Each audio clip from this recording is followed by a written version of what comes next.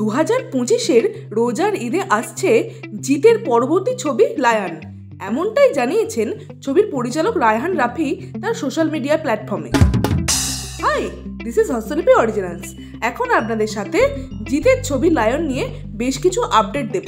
এরকমই বাংলায় সমস্ত সিরিজ এবং সিনেমা সংক্রান্ত আলোচনা শুনতে এবং রিভিউ পেতে আমাদের এই চ্যানেলটা ফলো করে রাখুন। তাহলে চলুন ভিডিওটা শুরু করছি। Hostolipi originals, the ultimate filmy dose. Raihan রাফির পরিচালনায় লায়ন ছবিতে শুধু জিতই নয়, ওপার বাংলা থেকে থাকছে শরীফুল রাজ। টু হিরো এই ফিল্মে দুজন নায়কেরই সমান গুরুত্ব থাকবে বলে জানানো হয়েছে।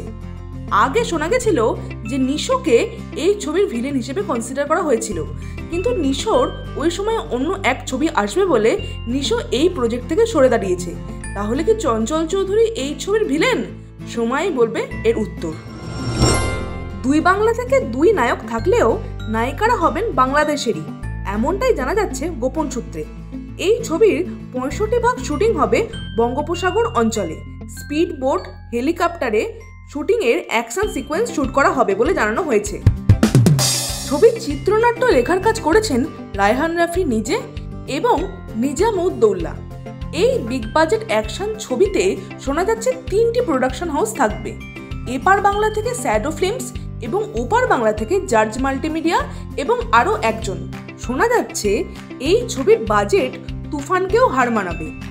একই সাথে দুই বাংলায় একই দিনে এই ছবি রিলিজ করার প্ল্যান করা হচ্ছে।